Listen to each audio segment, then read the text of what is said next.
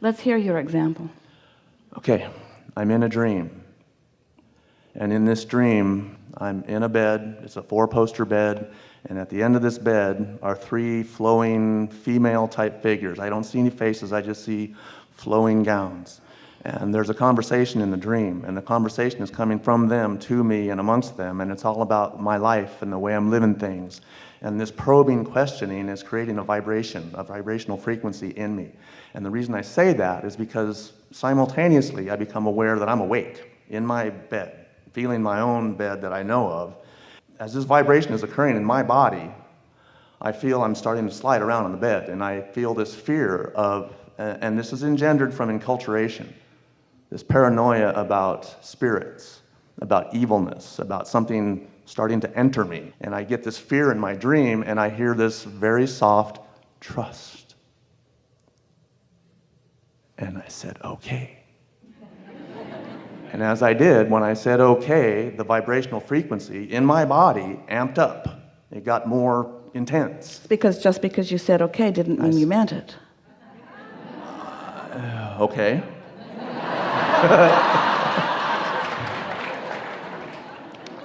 This probing questioning, me saying okay and trusting, this trust was called for 3 times in the dream, and 3 times saying yes, and on the 3rd time, my body started sliding all over on the bed, like all over, 6-inch excursion.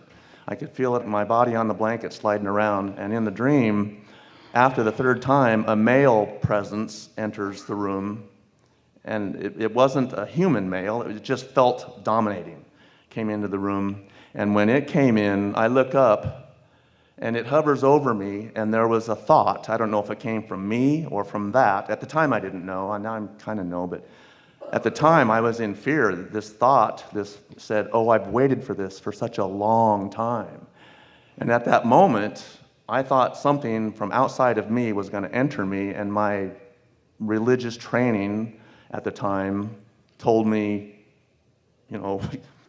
get that thing away, it's evil, don't let it be in you. And I said no. That was the first time in the dream I said no, and as soon as I said no, boom, I was awake, and for the next half hour, I looked at the clock, it was like 1:30 in the morning. For the next half hour straight, my body was vibrating, and I couldn't stop it.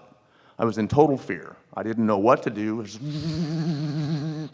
My feet are shaking, there's this energy shooting out my fingers, and then after about a half hour, it finally started to subside, and then I realized it was dark everywhere. And I got scared again, and for the next 3 hours, I had my hands like this with the covers over my face, and then when the sun finally came up, I was awake, and when you ask for something that you're not ready to receive, the energy of it is unpleasant to you.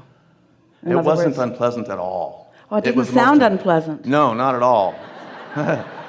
No, the reason I was in fear is because nothing like that had ever happened in my life, nothing before, nothing since, but it was the most pleasurable physical feeling I've ever had. And we can see why you wouldn't trust that.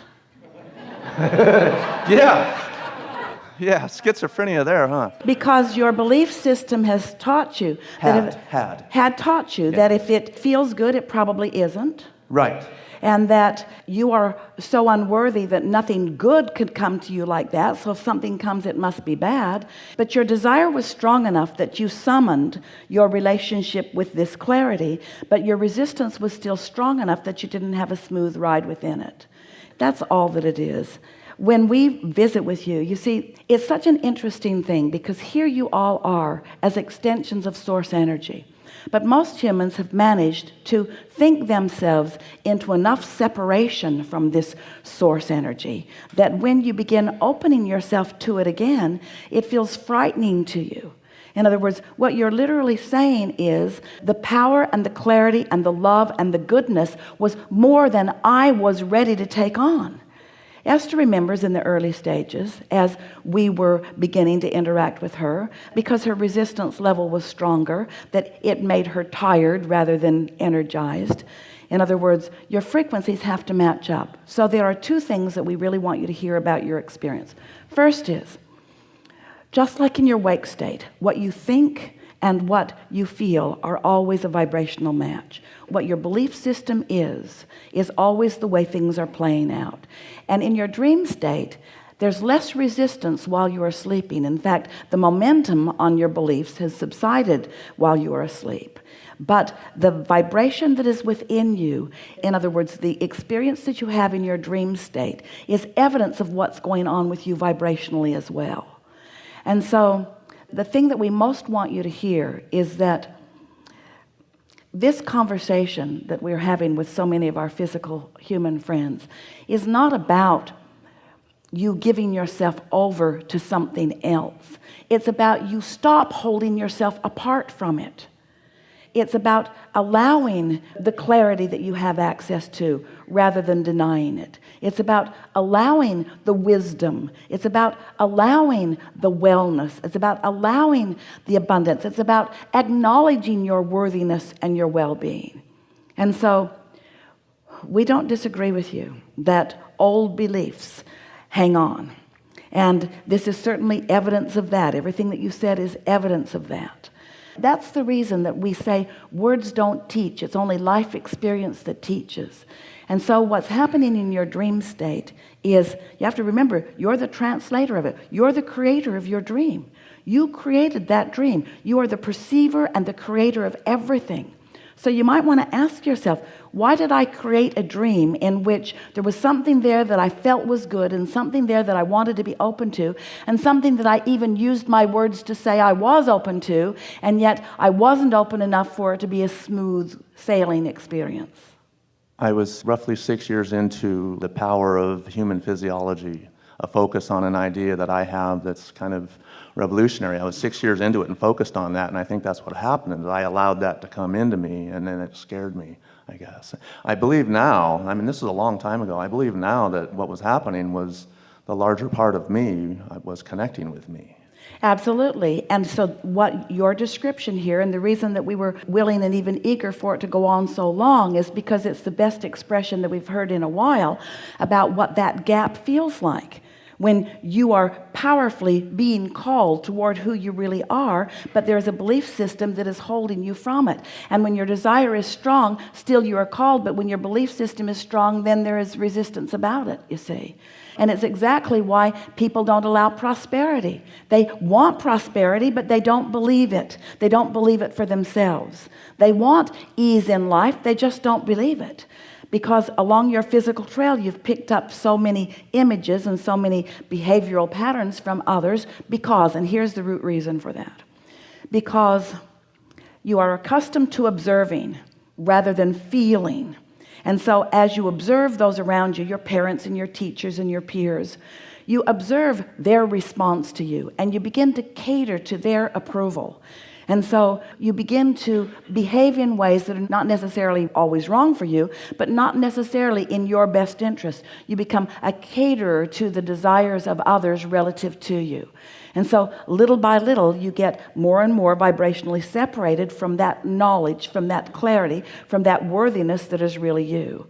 And then you come to this place, eventually most of you do, it's why many of you are here today. You really want to know who you are. You really want to feel your own power. You really want to begin expressing the clarity that is you. You decide that you're not wanting to live someone else's life, that you want to do what you came here. You want to fulfill your reason and purpose for being. So your calling is so loud that someone like Esther and Jerry come forth, and they can feel that calling in themselves and within you. And so Abraham begins to explain that it is a vibrational universe. And some of you, it's very hard for you to hear that until we are able to help you connect to your own emotional guidance system. We're happy that you pinpointed the word trust, because it's an emotion. An emotion is the key. Your conscious awareness of how you feel is the key to understanding your in this moment vibrational nature. And that vibrational nature that we're talking about is the relationship, the relativity between who you really are, all the love and all the clarity and all the power and all of the energy that you really are, and what you're allowing to eke through you, to peek through you, to squeeze through you in any moment in time. So you had an experience where your asking was strong. Sometimes we like to say to you, if your desire is strong enough, it doesn't really matter what your beliefs are. That desire will pull you through your beliefs. But it's a rough ride when you've got strong desire and beliefs that are in the way. So then we begin talking about the path of least resistance. We say that your source is calling you home to the fullness of who you are through the path of least resistance. A more positive way to say it would be the path of most allowance. But it's easier for you to hear the path of least resistance. Well, who puts the resistance on the trail? You did. You put it there one thought at a time, one experience at a time, one worrisome conversation at a time. So you've put all this resistance on your own trail, but it didn't stop you from asking, from sensing, from knowing. So as the energy got stronger and stronger and is calling you in a stronger and stronger way, the faster you go, the more the resistance is evident. If you're going 100 miles an hour and you slam into a tree, it's a bigger problem than if you're going 5 miles an hour.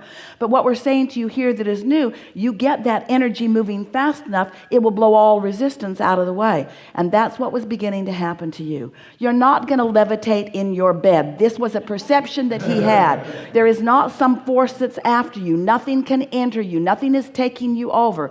You're not a puppet on a string. You are powerful creators who have access to energy that sometimes you dabble in a little more than others. And we think it's time that you stop dabbling in it and start defining who you are and accepting who you are, and let the ideas of your life experience be the thing that you focus upon, so that this energy that creates worlds can flow to you for the creation and culmination of that. We want you to feel your power. It is time for you to get more consistently in that receptive mode, so that you can feel and hear and translate into thought and word and action the guidance that is coming from non-physical.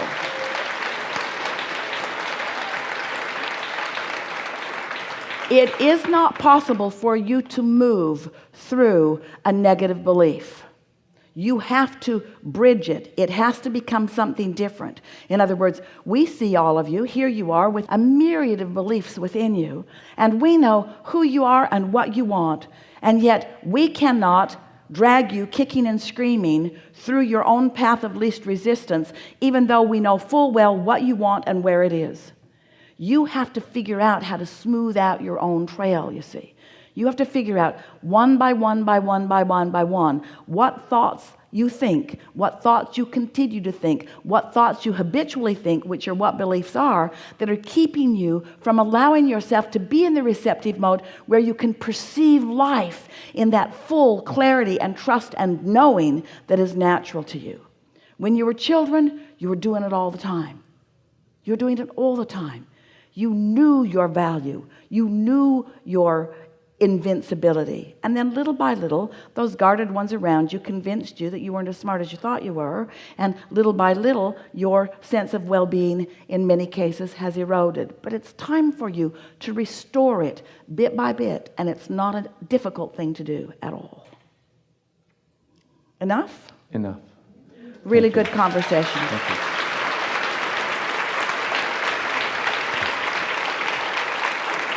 Thank you. Strong and important.